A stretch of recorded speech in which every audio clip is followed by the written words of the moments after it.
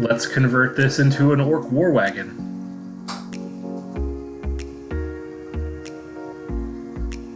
Start by splitting it open and stealing all of the delicious little model bit parts out of the inside. Save those for later, you never know when they'll come in handy. Taking it apart, seeing what you're working with. I decided to split it up into as many small pieces as I could, which would make it much easier to paint later.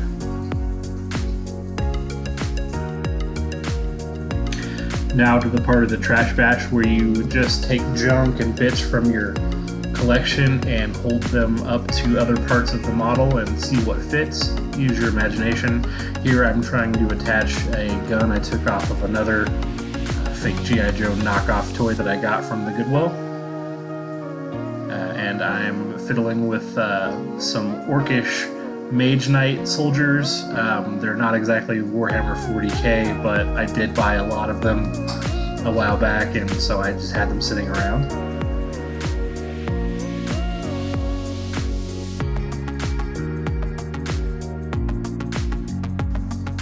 Here I glued the gun in place, and you'll see spritz of super glue accelerator.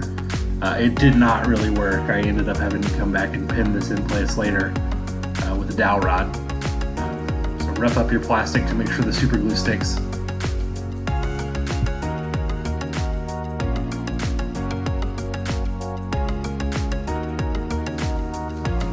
I'm trimming out some plastic art, gaps, or post-apocalyptic fantasy builds. You can go ham putting up panels and random pieces of poorly welded on material like this pill bottle I'm using. It doesn't matter, it will all look very cool in the end.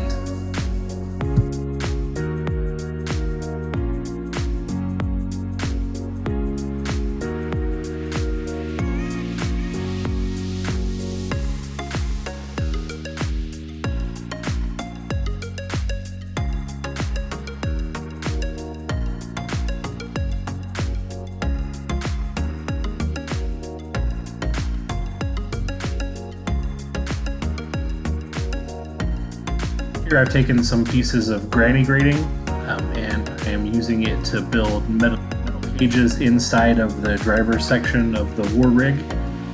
If you'll turn it sideways slightly, it makes it harder to tell that it is granny grating. I know that's something that a lot of crafters use constantly, so it's easy to spot when your eye lands on it when you're looking at a model like this with a trash batch. So anything you can do to kind of change the profile of it or make it a little harder to spot contributes to the finished product. You're just making a larger section or a little bit of a standout so my model, my miniature orc, fits better into the gunner position. And I'm adding a flag to the back. A lot of orc stuff always looks good with a flag. And here I am cutting that flag out of a piece of plastic. Just trimming it from a random lid I had. I will use the scissors to rough it up a little bit, cut a few small holes in it to make it look tattered. And in a moment, I will use the heat gun on it off screen and give it a nice wave so that it looks good. Looks like it's rippling in the breeze.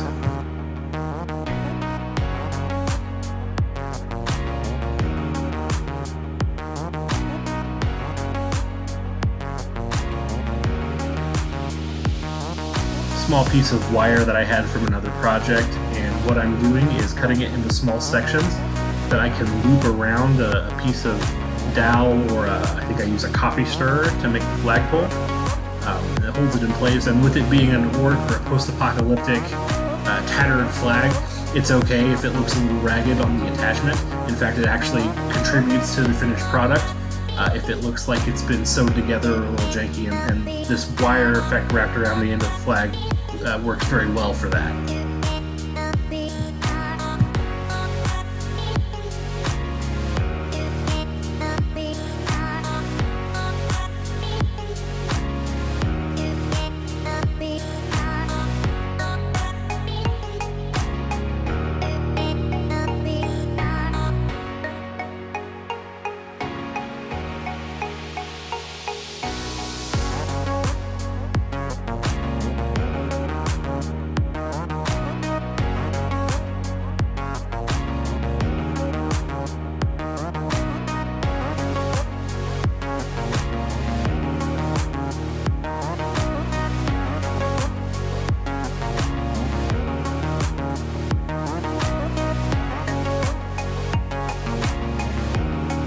I went ahead and put a base coat of paint on everything off screen.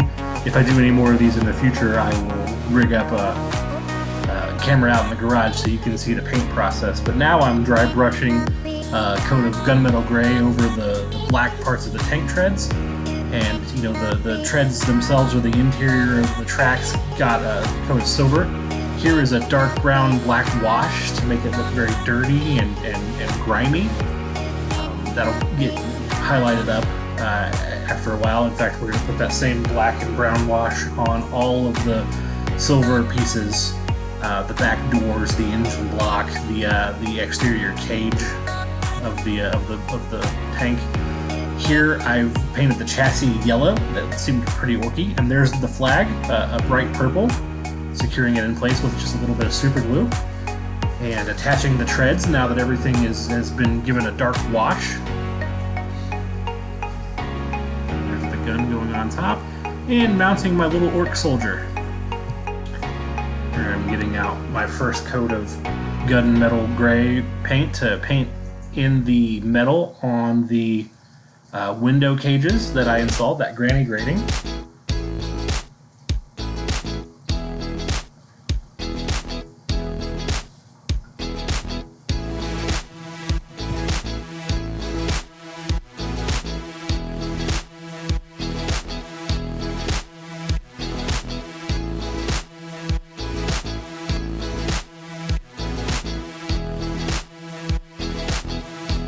Back in with that same color of gunmetal gray to pick out some of the highlights on the tank treads and the interior workings of the tank treads.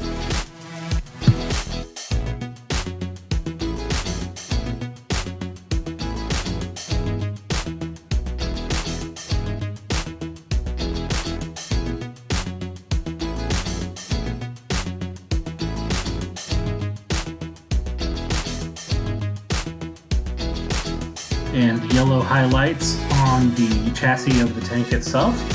Yellow is extremely hard to work with. It takes a lot of coats to get good coverage. I don't know that I'll be painting any orc materials yellow in the future. I'll probably stick to purple or red or something equally garish. But there's the project so far. Got one orc mounted on top. Now it's time to take a couple of more random orc soldiers from Mage Knights and stick them in the cage of the tank, using a little bit lighter purple to highlight that flag. I like the way purple looks with the orc army.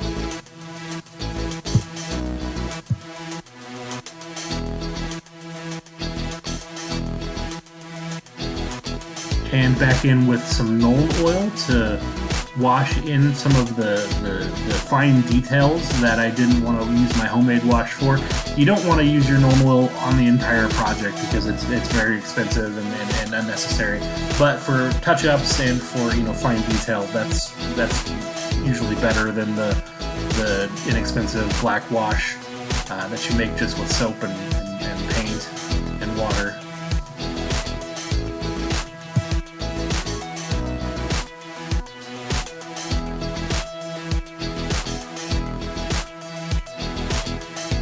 Finally, I'm applying some decals that I got from just random orc sets. I think I bought them off eBay. I don't actually play orcs in Warhammer, so don't get in the comments and tell me anything about orcs or anything about the lore or anything I screwed up. I don't care, I don't know. I just thought that the models looked cool. Here is a random insignia from one of the orc tribes going on the flag. And just some graffiti for the tailgate. Soak the decals off with water and then use microsol and microset to stick them in place.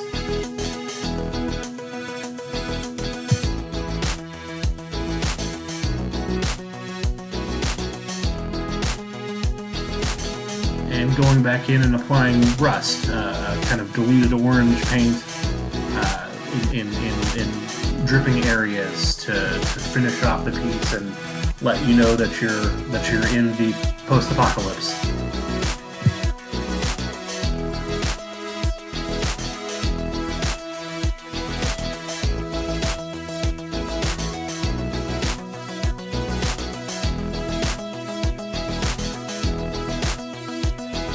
Here I'm using some weathering powder that I picked up at Hobby Lobby to go in and put some ground on dirt and grime into the tank treads and into places on the model where dirt would gather or sludge would gather. It dulls down some of the gloss of the normal or the bright shine of the wash itself, and just tends to make the mechanical parts look a little bit more natural.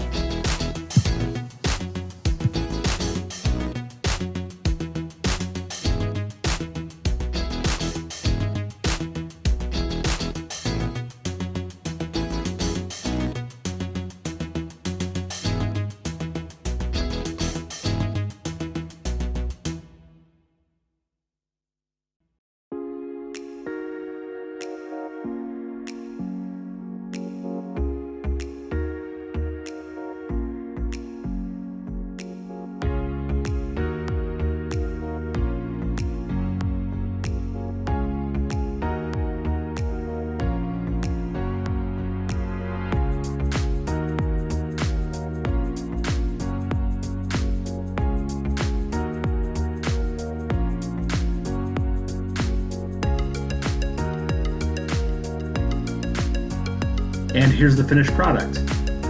I really like the way the rust effect worked on the metal grating inside of the cab. I like the gun that was robbed off of a G.I. Joe tank. For the top there, the flag effect came out really well. Be sure to like, rate, and subscribe if you want to see more. In just a second, it's going to transition over and it'll show you some of the other random random Goodwill finds that I've converted into tabletop miniatures. But if you want to see more, leave me a comment below. Thanks very much for watching my video.